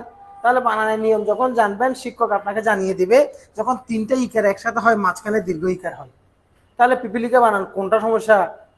এমনি দেখতে আপনার কাছে মনে হচ্ছে যে না এটা তো সহজ, এটা কেমন বিসিএস আসলো। যখন 4টা পিপিলিকা একসাথে লিখবে, তখন আপনার চোখে এদিকে একবার ওদিকে একবার দৌড়াবে, কথা বলছেন? কিন্তু নিয়ম যখন আপনি জানেন, 3টা ইকার একসাথে হলে মাঝখানে কি হয়, দীর্ঘ ইকার হয়। মনে করেন আসলো কি, মনে করেন, তাহলে দেখেন 3টা উকার একসাথে আসছে না, 3টা উকার, তাহলে 3টা উকার একসাথে আসলে মাঝখানেটা কি হবে, দীর্ঘ উকার হবে। তাহলে নিয়মটা যখন জানেন, তাহলে মুমূর্ষু বানান কোনটা শুদ্ধ আর আপনার টেনশন হবে না। বুঝছেন কিনা? তাহলে কথা হচ্ছে গ্রামাটিক্যাল বিষয়গুলোতে বেসিক জিনিসগুলো জেনেই আমরা সমাধান করার চেষ্টা করব। যত তাড়াহুড়ো করবেন, যত জোড়াতালি দিয়ে, যত স্কেপ করে বাদ দিয়ে যাওয়ার চেষ্টা করবেন, তত বেশি সময় যাবে, তত বেশি পিছিয়ে পড়বেন। এই জন্য জিনিসগুলোকে একেবারে গুছিয়ে আমরা আগাবো।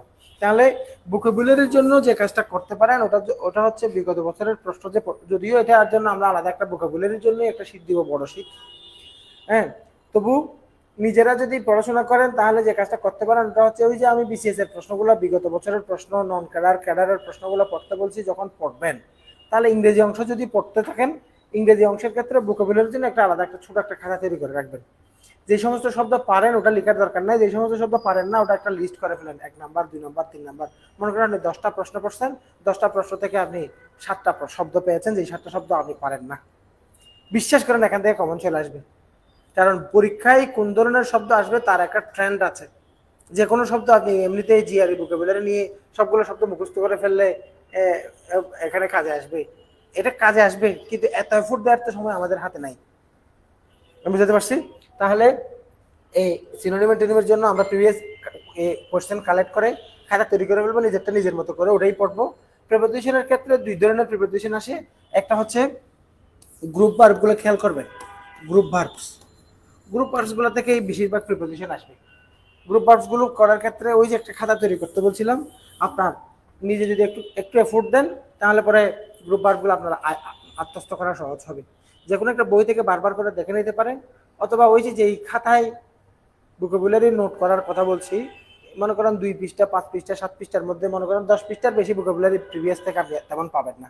অতটুকুই যথেষ্ট। নিজের তৈরি করে এই খাতাটা কয়েকবার করে রিভাইজ করলে এখান থেকে যে কোনো প্রশ্ন আপনি পারবেন। এই কাজটা অবশ্যই আমরা এটা কি সম্ভব না? এটা কি অসম্ভব কোনো কাজ? শুধু আলাদা করে খাতাটা রাখা, যখনই পড়ছি যেখানেই পাচ্ছি ওই শব্দটা আমরা ওখানে নোট ডাউন করে নেওয়া। ওই খাতার মধ্যে মনে করেন আমরা যদি এরকম করে গ্রুপ ভার্বগুলো কেউ নোট করে নিই, মনে করেন ধরুন লুক, এই লুক শব্দটা মনে করেন এখানে আপনি লিখলেন লুক ফর, আপনি লিখলেন লুক এট, আপনি লিখলেন লুক আফটার, আপনি লিখলেন লুক ইনটু, আপনি লিখলেন লুক আপ। তাহলে কোনটার কি অর্থ আপনি লিখে রাখলেন, তাহলে এরপরে পরীক্ষা আসলে আপনার ভুল হবে না। যেমন দেখেন এগুলো এখান থেকেই বিসিএস এ এই দুইটা কয়েকবার আসছে, একাধিকবার। লুক ইনটু তদন্ত করা, লুক আপ ডিকশনারি থেকে শব্দ খোঁজা, এই দুটো শব্দ একটু, এই দুটো অর্থ একটু ব্যতিক্রম। কিন্তু look for, look at, look after এগুলো আমরা প্রায় সবাই মানে ছোটবেলা থেকে জানি এমন বিষয়, ঠিক না? তাহলে এরকম যদি আপনি গ্রুপ ভার্বগুলো থেকে 20 থেকে 30টি শব্দ নোট করেন, তাহলে এখানে দেখা যাচ্ছে মানে প্রায় 600-700 প্রিপোজিশনের ব্যবহার আপনার আত্মস্থ হয়ে যাচ্ছে। কারণ একটা শব্দের এখানে দেখেন এই একটা শব্দ থেকে 1 2 3 4 5টা এসে গেছে। এরকম 20টা শব্দ যখন নেবেন তখন আপনার 100টা চলে আসবে, এবং কিছু কিছু ক্ষেত্রে আরো বেশি আসবে। এই হচ্ছে গ্রুপ ভার্বের।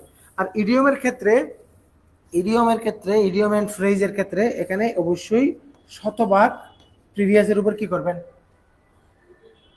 গুরুত্ব দিতে হবে। ওখান থেকে কমন চলে আসবে শতভাগ, 100%, মানে একেবারে আলাদা করে লিস্ট অফ ইয়া করার দরকার নেই। তাহলে এক্ষেত্রে শীট অথবা বিগত প্রশ্ন। আর এক্ষেত্রে লেকচারের উপর গুরুত্ব দিবেন, কারণ এখানে এই গ্রামারে যদি নিজে নিজে কোনো কারণে কেউ পড়তে চান, যে এটা যেহেতু ক্লাসটা অনেকেই শুনছে, নিজে নিজে যদি কেউ করতে চান তাহলে পরে গ্রামারের জন্য কি করবেন, এর জন্য আপনি দুটি কাজ করতে পারেন। এখানে এই বেসিক কিছু জায়গায় একেবারে ক্লিয়ার একটা ধারণা নেন, মনে করেন পার্টস অফ স্পিচ, তারপরে হচ্ছে টেন্স, তারপরে হচ্ছে সাবজেক্ট ভার্ব এগ্রিমেন্ট, তারপরে হচ্ছে সেন্টেন্স। এখানে এই জিনিসগুলো আমি জাস্ট মোটা দাগে লিখেছি, এখানে কিন্তু একটু বিশদ ব্যাপার আছে। যেমন সেন্টেন্স মানে এখানে ট্রান্সফরমেশন অফ সেন্টেন্স চলে আসবে, ট্রান্সফরমেশন ওখানে ভয়েস চেঞ্জ থেকে শুরু করে সবকিছু চলে আসবে নারেশন থেকে। তারপরে টেন্স মানে টেন্স না জানলে পরীক্ষায় টেন্স থেকে প্রশ্ন আসবে না, আমার কোনো প্রশ্ন হওয়ার কোনো সম্ভাবনা নেই, ঠিক না? আর পার্টিসিপেট সুইচ মানে এখানে প্রত্যেকটা প্রকারের টোটাল ক্লাসের সহ ডিটেইল এক্সাম্পলটা জানা। এখান থেকেই বেশিরভাগ প্রশ্ন গ্রামার থেকে প্রশ্ন চলে আসে। এই জায়গাগুলো কেউ যদি নিজে নিজে পড়তে চান, হোয়াট এভার দ্য লেভেল, বই যে লেভেলেরই হোক, অন্তত ইন্টারমিডিয়েট লেভেলের কোনো বই থেকে যদি এই জিনিসগুলো ভালোভাবে দেখতে পারেন এবং এরপরে প্র্যাকটিস করতে পারেন, তাহলে আপনার কাছে এসে যাবে। তবে ইজিয়েস্ট ওয়ে হচ্ছে কোনো প্রফেশনাল শিক্ষকরা যখন পড়ায় তাদের কাছ থেকে জিনিসগুলো জেনে নেওয়া। কারণ এই যে বিশাল ব্যাপার, যেমন কনজাংশন পড়ছেন, এবং কনজাংশনের উপরেই দেখা যাচ্ছে প্রায় 14-15 পৃষ্ঠার একটা বিশাল ডেসক্রিপশন। ওখান থেকে কোন জিনিসটাই কোন জায়গাগুলো পরীক্ষায় বেশি আসে, এই জিনিসগুলো কিন্তু প্রফেশনালরা দেখিয়ে দিবে, বা তার আলোচনা তিনি যা করবেন তা গুরুত্বপূর্ণগুলোই করবেন। এই জায়গায় এই ক্লাসের উপরে কিছুটা ডিপেন্ড করতে পারেন। তো আর এরপরে হচ্ছে আপনাদের সাধারণ জ্ঞানের ক্ষেত্রে, সাধারণ জ্ঞানের দুইটি পার্ট, একটা হচ্ছে কি বাংলাদেশ, আরেকটা হচ্ছে কি আন্তর্জাতিক। হ্যাঁ, দেখেন বাংলাদেশের ক্ষেত্রে এখানে বিগত প্রশ্ন যেমন লাগবে, এখানে সাম্প্রতিক আসবে কম।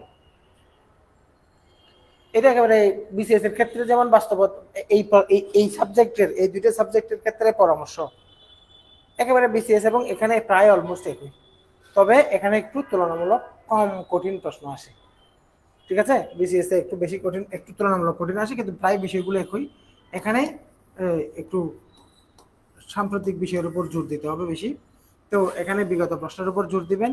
সাম্প্রতিকের ক্ষেত্রে এখানেও সাম্প্রতিক দেখতে হবে, কিন্তু এখানে তাহলে এখানে বাংলাদেশের ইতিহাস।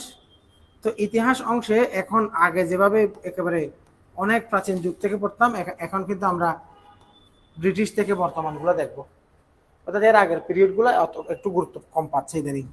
তারপরে হচ্ছে বাংলাদেশের মনে করেন অর্থনীতি, তারপরে মনে করেন বাংলাদেশের রাষ্ট্র কাঠামো বলতে আমি আইন বিভাগ, শাসন বিভাগ, বিচার বিভাগ, নির্বাচন ব্যবস্থা, বাংলাদেশের সংবিধান, এই বিষয়গুলোর উপরে ক্লিয়ার একটা ধারণা দরকার। তারপরে বাংলাদেশের হচ্ছে অর্জন এবং বাংলাদেশ পরিচিতি, এই বিষয়গুলো। তো এগুলো জাস্ট আমি এখানে টপিকগুলো নাম লিখার কিছু নাই। এখানে বেসিক বই হিসাবে আপনারা যদি কেউ কোনো একটা টেক্সট বই পড়তে চান তাহলে বাংলাদেশ ও বিশ্ব পরিচয় এই বইটা পড়ার জন্য একটি সপ্তাহ বরাদ্দ করেন, তাহলে আপনার সাধারণ জ্ঞানের পড়াশোনাগুলো সহজে মনে থাকার জায়গাটাতে আপনি অনেক দূরে এগিয়ে যাবেন। কথাটা বুঝতে পারছি? হ্যাঁ, কি এটা কোন শ্রেণীর? নবম দশম শ্রেণীর বাংলাদেশ ও বিশ্ব পরিচয়। এই বইটা যদি একবার টেক্সট পড়েন, কারণ এখানে বাংলাদেশ এবং বিশ্ব দুটো জায়গায় আছে। এখন যদি বিসিএস হয় তাহলে পরে ইতিহাস বই থেকে শুরু করে পরিণতি আরো অনেক পরিধি বলতাম, কিন্তু এখানে এই টাইপের পরীক্ষাগুলোর জন্য প্রত্যেকটা সাবজেক্টের প্রিপারেশনের জন্য আমাদের একটা টেক্সট দরকার, আমাদের আবার প্রিভিয়াস প্রশ্ন দরকার, অথবা টেক্সট দরকার অথবা প্রশ্ন দরকার, অর্থাৎ একটা টেক্সট একটা গাইড, ব্যাপারগুলো আলাদা না। তো টেক্সট কোনটা? তো যদি আপনি সাধারণ জ্ঞানের কোনো টেক্সট হিসেবে চিন্তা করেন তাহলে এই বইটা আপনারা দেখতে পারেন। আমি বুঝতে পারছি, বাকিটা এখানে ক্লাস থেকে সাপোর্ট পেয়ে যাবেন। তারপরে আপনাদের এর মধ্যে ম্যাথ আছে। হ্যাঁ, তো ম্যাথমেটিক্সের মধ্যে একটা সময় ছিল পাটিগণিতের উপর নির্ভরশীল ছিল, বিশেষ করে প্রাইমারি পরীক্ষা। কিন্তু আপনি গত বছর এর আগের বছর প্রশ্ন দেখেন, এখানে সূচক ও লগারিদম থেকে প্রশ্ন যেভাবে আসছে, সেট থেকে পর্যন্ত প্রশ্ন চলে আসছে। ঠিক আছে, তার মানে এখানে বীজগণিতের উপরেও এখানে মোটামুটি দখল লাগবে। এবং জ্যামিতির মধ্যে আগে শুধুমাত্র মনে করেন ত্রিভুজের ক্ষেত্রফল কি এরকম প্রাইমারি কিছু বিষয় আসতো, ইদানিংকালে জ্যামিতি থেকেও পারফেক্টলি 2-3টা প্রশ্ন চলে আসতেছে। তার মানে এখানে আপনাকে প্রস্তুতিটা পাটিগণিত, বীজগণিত এবং জ্যামিতি কম্বাইন্ড একটা প্রিপারেশন নিতে হবে। এক্ষেত্রে কি করা যায়? যদি আপনি ম্যাথের মধ্যে বিসিএস এর ওদেরকে আমরা বলি অবশ্যই 9-10 এর বইটা নিয়ে, অথবা অষ্টম শ্রেণীর বই পাটিগণিতের জন্য এবং নবম দশম শ্রেণীর বই, এভাবে আমরা বলি। এখন প্রাইমারি বা অন্যান্য চাকরির ম্যাথমেটিক্সের জন্য আমরা কিভাবে আগাবো? এখানে দুটি কাজ। একটা হচ্ছে কি, ম্যাথমেটিক্স ধরেন আপনার প্রশ্ন আসবে 20টা কথার কথা, অথবা নিবন্ধনে, আর যদি প্রাইমারি হয় কয়টা প্রশ্ন আসবে? 15টা ধরেন। তো এখানে আমি মনে করেন আমি নিজে ম্যাথমেটিক্স একটু দুর্বল স্টুডেন্ট ছিলাম যখন বিসিএস পরীক্ষা দিচ্ছিলাম। তো আমার কাছে আমি যেভাবে জিনিসগুলো করেছি ওটা হচ্ছে আমি ডেইলি প্র্যাকটিস করতাম। ধরেন আপনি মনে করেন 25তম বিসিএস থেকে 45তম বিসিএস এর প্রশ্নগুলো আমি টার্গেট করলাম। এখন আজকে 25তম করলাম, তারপরে 26, তারপরে 27, এভাবে 45তম পর্যন্ত আসছি। 45তম পর্যন্ত আসার পরে আবার 45 থেকে এখানে আসছি, আবার এখানে আসছি। এভাবে যদি 2-3 বার করে প্রিভিয়াস প্রশ্নগুলোর উপরে যদি আপনি রেগুলার প্র্যাকটিস করতে পারেন, ম্যাথমেটিক্সে আপনার একটা রেগুলার, এখানে তো কোচিংয়ে ক্লাস তো করবেনই, প্রফেশনাল শিক্ষকদের অধ্যায়ভিত্তিক সলিউশনের কাজটা তো করবেনই, পাশাপাশি এই রেগুলার প্র্যাকটিস যখন আপনি করবেন, আপনি কিন্তু এখানে অলমোস্ট 15 নম্বর যদি ম্যাথ হয়, এখানে 10 থেকে 12 নম্বর নিজে থেকে পাবেন। এখানে ডেইলি প্র্যাকটিসের কোনো সাবজেক্টে বলে নাই যে আপনি প্রতিদিন প্রশ্ন ধরে প্র্যাকটিস করেন, আমি জাস্ট পড়তে বলছি, প্রতিদিন পড়তে তো বলি নাই। কিন্তু একমাত্র সাবজেক্ট যেখানে আমার একমাত্র পরামর্শ, কারণ যিনি ম্যাথ অনেক ভালো পারে তার কাছে পরামর্শ নিলে আপনি তার পরামর্শ কাজে আসবে না, সে সকল পরামর্শ দিবে, সে মনে করবে সবাই পারে, কারণ সে তো পারে। আপনি আমার পরামর্শটা শুনেন, আমি তো পারি না। আমি কিভাবে নাম্বারটা পেয়েছি? আমি নাম্বার পাওয়ার জন্য one and only way was daily practice. বিশ্বাস করেন এই কাজটা যদি করতে পারেন, তাহলে ডেইলি বলতে মনে করেন মানুষ তো প্রতিদিন পড়াশোনা, আমি অসুস্থ থাকতে পারি, কিন্তু একটা কনসিস্টেন্সি রাখা। তো কনসিস্টেন্সির ক্ষেত্রে দুইভাবে করতে পারেন। একটা হচ্ছে আপনি যে কোনো একটা ম্যাথের সাপোর্টিং বই নিতে পারেন, একেবারে বিসিএস এর একটা আলাদা করে ম্যাথের বই অথবা গাইড, অথবা তো আপনার প্রাইমারির জন্য আমরা যে বইটা দিব, অথবা আমাদের শিটগুলো নিলে যেটা হবে সেটা হচ্ছে আপনার আননেসেসারি জিনিস থাকবে না। শিটের মধ্যে মনে করেন শতকরার মধ্যে মনে করেন 5 ক্যাটাগরির ম্যাথ আছে, প্রত্যেকটা ক্যাটাগরির ম্যাথগুলোকে ক্যাটাগরাইজ করে দেওয়া হয়েছে। মানে আপনাকে শিট দিলাম মানে বই থেকে কিছু জিনিস তুলে দিয়ে আপনাকে তুলে দিলাম এরকম না, এগুলোর মধ্যে অনেক বেশি কাজ করা হয়েছে, তো ক্যাটাগরাইজ করা আছে। এখন ধরেন আপনি কোনো একটা ফর্মুলা অথবা কোনো একটা মেথড, এই ধরনের অঙ্ক এই পদ্ধতিটা শেখার পরে দেখা যাচ্ছে ওখানে ওই মেথডে ওই ক্যাটাগরির 10টি ম্যাথ আছে, 10টি ম্যাথে আপনি পারেন। এরপরে দ্বিতীয় ক্যাটাগরি, ওই ক্যাটাগরির একটা নিয়ম শেখার পরে বাকি 10টাই আপনি সমাধান করতে পারেন। তাহলে দেখা যাচ্ছে শতকরা থেকে যখন আমরা দিলাম এখানে প্রায় 40টা প্রিভিয়াস প্রশ্ন আছে। 40টা প্রিভিয়াস প্রশ্নগুলোকে মনে করেন আমরা 60টি ক্যাটাগরিতে ভাগ করে দিয়েছি। আপনি 60টি ফর্মুলা জানলে 40টাই আপনি সমাধান করতে পারেন। এই ধরনের একটা সাপোর্ট কিন্তু লেকচার শিটের মধ্যে আপনারা পাবেন। বুঝতে পারছি? তো দুইভাবে কাজ করতে পারেন, একটা হচ্ছে অনেক বেশি এফোর্ট দেওয়ার বিষয়, আর একটা হচ্ছে মোটামুটি এফোর্ট দিয়ে মোটামুটি নাম্বার পাওয়ার বিষয়। এখন আপনি সবগুলো সাবজেক্টে যদি 100% নাম্বার পাওয়ার আশা করেন, এরকম তো নাও হতে পারে। তো সুতরাং যদি ম্যাথমেটিক্সে শতভাগ নাম্বারও তুলতে চান, তাহলে আপনি এই লেকচার শিটটা ধরে একটা একটা চ্যাপ্টার ধরে এরকম ক্যাটাগরি ভিত্তিক অনুশীলন করে ফেলেন, তাহলে আপনাকে আর কেউ আটকাইতে পারবে না। এবার আসেন, সাধারণ জ্ঞানের মধ্যে কিছু বিষয় আছে, আইসিটি এবং বলেন জেনারেল সায়েন্স থেকে কিছু প্রশ্ন আসে। তাহলে আইসিটি এবং সায়েন্সের যে প্রশ্নগুলো, এগুলো নিয়ে আলাদা করে কিচ্ছু করার নেই। অনেকগুলো গাইডে কিন্তু সায়েন্সের উপরে বিশাল করে চ্যাপ্টার দেয়া আছে। প্রাইমারি গাইড অথবা নিবন্ধন গাইড, দেখা যাচ্ছে ওটাতে সায়েন্সের যে পার্টটা দিয়েছে ওটা মানে সাধারণ জ্ঞানের আন্তর্জাতিক অংশ থেকেও বড়। এত লম্বা কিছু পড়ার দরকার নেই, আমরা ছোট্ট একটা শীট দিব, এটা পড়ে ফেলবেন। অথবা যারা কেউ যদি কোনো কারণে এখানে আমার কথা শুনছেন, মানে আমাদের সাথে যুক্ত না হয়ে নিজে নিজে পড়তে চাচ্ছেন, এমন ব্যাপার আছে না, কোচিং করতে হবে এমন কোনো কথা আছে? কোচিং না করলে কেউ চাকরি পায় না? অবশ্যই চাকরি পাই, পড়া নিজেকে পড়তে হবে। আর এখানে যে পড়াগুলো আছে এগুলো সব ইন্টারমিডিয়েট লেভেলের, কোচিং না করেও পড়া সম্ভব। কোচিং হচ্ছে জাস্ট আপনার পড়াটাকে ধারাবাহিকতার জন্য। আমি এক মাস ধরে কি পড়লাম এগুলো সাপ্তাহিক যে পরীক্ষা দিচ্ছি নিজের অগ্রগতি যাচাই করার জন্য। আর একটা মানুষের সব সাবজেক্টে সমান সমস্যা থাকতে পারে না। হয়তো আপনি ইংলিশে ভালো আছেন, ম্যাথে দুর্বল, অথবা ম্যাথে দুর্বলতা আছে, অন্যদিকে গ্যাপ আছে, অন্যদিকে ভালো আছেন। এই জন্য দেখা যাচ্ছে আপনি ইংলিশে এত ভালো পারেন, ক্লাসগুলো আপনার লাগছে না, কিন্তু ম্যাথে এত বেশি দুর্বল, আপনার ক্লাস সবগুলোই লাগছে। তো সব মিলিয়ে কোচিং এর মেকানিজমটা হচ্ছে আসলে অ্যাজ এ হোল সবার জন্য সামগ্রিক একটা ব্যাপার। আরেকটা ব্যাপার হচ্ছে, কোচিং আপনাকে চাকরি যেমন দিবে না, কোচিং এর উপর শতভাগ নির্ভরশীলতা কিন্তু বোকামি। যদি আপনি 100% কোচিং এর উপরে নির্ভর করেন, তাহলে আপনি বোকামি করছেন। কারণ ডিপেন্ডেন্সি খুব খারাপ জিনিস। আপনি যদি অন্যের উপর নির্ভর করতে শিখেন, তাহলে আপনার কাজটা হবে না। বাসায় যখন কেউ থাকে না, যখন নিজে রান্না করে নিজের কাজ নিজে করে ফেলেন, খেয়ে ফেলেন। কিন্তু বাসায় যদি মানুষ বা রান্না করার মানুষজন থাকে, তাহলে আপনি ভাতটা ওই যে পাতিল থেকে প্লেটে নিয়ে খাওয়াটাও আপনার পক্ষে হয়ে ওঠে না। যতক্ষণ রেডি করে দেয় নাই, ততক্ষণ আপনি টেবিলে গিয়ে খাওয়াটা আপনার হয় না। এটা হচ্ছে ডিপেন্ডেন্সি। তো যদি মাথায় আগে থেকে ডিপেন্ডেন্সি থাকে, তাহলে পরে আপনার পক্ষে এই ব্যর্থতাটা সহজ। এই জন্য মানে অন্যের উপরে নির্ভরশীলতা বা কোচিং এর উপরে নির্ভরশীলতা থেকে আমরা নিজেকে রক্ষা করার চেষ্টা করব। এবং এখানে যে প্ল্যান বা ইয়া দিয়েছি এখানে, বা আপনাদের কোনো প্রশ্ন থাকলে আমাকে করেন, আমি আর বেশি লম্বা করছি না। এখানে এই যে ইয়াগুলো আছে, অর্থাৎ প্রাচীন যুগের ইতিহাস থেকে কয়টা প্রশ্ন আসছে, এই জিনিসগুলো, এগুলো আমরা আপনাদেরকে আলাদা করে, আপনাদের যে একটা আলাদা গ্রুপ থাকবে, গ্রুপে দিয়ে দিব। ওখান থেকে আপনারা দেখে নেবেন, কারণ কোয়েশ্চেন অ্যানালাইসিসটা দেখাটা গুরুত্বপূর্ণ। আরেকটা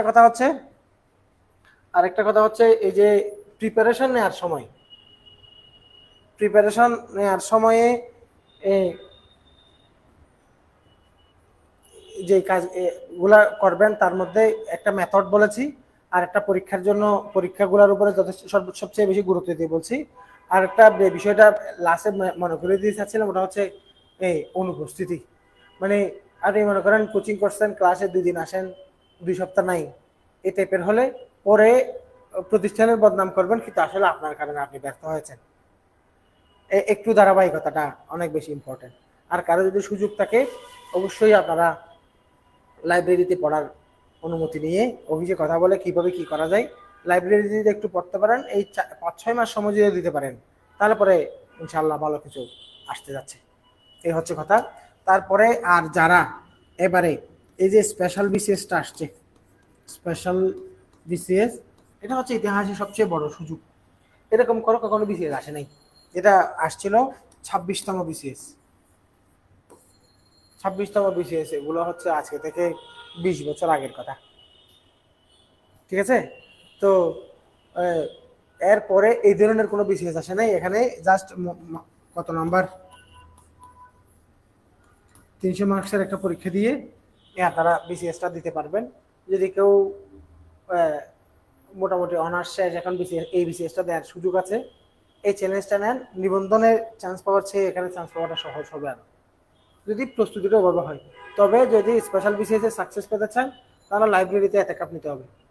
নামা খাওয়া ছেড়ে দিয়ে এই 2-3 মাস সবকিছুর উর্দুটা আপনাকে পড়াশোনা করতে হবে। আমি বুঝতে পারছি। এখানেই বিষয়টা হচ্ছে স্পেশাল বিসিএস এ যার যার সাবজেক্টের বিষয় আছে, এখানে জেনারেল বিষয়, জেনারেল থেকে অর্থাৎ এখানে বাংলা, তারপরে হচ্ছে কি ইংরেজি, তারপরে বাংলাদেশ প্লাস আন্তর্জাতিক, তারপরে হচ্ছে গণিত প্লাস মানসিক দক্ষতা। তাহলে এখানে 20, এখানে 20, এখানে হচ্ছে 40, তাহলে কত হলো? 80 হলো না? আর এখানে কত? 20, অর্থাৎ ম্যাথ 10, মেন্টাল এবিলিটি 10। এখন এই 100 নাম্বার হচ্ছে জেনারেল, আর 100 নাম্বার হচ্ছে সাবজেক্টিভ। এই সাবজেক্টিভটা হচ্ছে মূলত, মনে করেন আপনি ম্যাথ থেকে পড়ছেন, ম্যাথ থেকে 100, অথবা মনে করেন আপনি ইংলিশ থেকে পড়ছেন, ইংলিশ থেকে 100, আপনি মনে করেন জিওগ্রাফি থেকে পড়ছেন, জিওগ্রাফি থেকে 100 হবে, নিজের সাবজেক্টের 100। এটাও কিন্তু এমসিকিউ, এটা যেমন এমসিকিউ হবে এটাও এমসিকিউ হবে। এভাবে এই 200 নম্বরের লিখিত পরীক্ষা আর 100 নম্বরের কি ভাইভা, এইটুকুতে একটা বিসিএস ক্যাডারের মতো একটা প্রেস্টিজিয়াস চাকরিতে ঢোকা। অনেকে বলছে 32তম বিসিএস স্পেশাল ছিল, কিন্তু 32তম বিসিএস ওরকম স্পেশাল ছিল না। 32তম বিসিএস হচ্ছে যারা মেয়ে এবং যারা মুক্তিযুদ্ধ কোটা বা বিভিন্ন কোটার অধিকারী তারা পরীক্ষা দিতে পারবে। পরীক্ষা কিন্তু প্রিলি, রিটেন, ভাইভা স্বাভাবিকভাবে হয়েছিল, কারণ ওটার নাম স্পেশাল হলেও যারা প্রার্থী তারা স্পেশাল ছিল, পরীক্ষা স্পেশাল ছিল না। আমি বুঝতে পারছি। সুতরাং এরকম পরীক্ষা মানে প্রিলি এমসিকিউ দিয়ে ক্যাডার হওয়া, এটা ইতিহাসে অবিশ্বাস্য একটা বিষয়, কথা বুঝছেন? তো এইরকম একটা বিশাল সুযোগ আসছে, আপনারা এটাতে অ্যাটেন্ড করবেন অবশ্যই। এই সুযোগ এখানে যদি আপনি না পান, মানে মানে মানুষের জীবন না, জীবন জীবন ভাগ্য, অপরচুনিটি, সুযোগ কিন্তু সময়ের সাথে চলে, সময়ের সাথে চলে।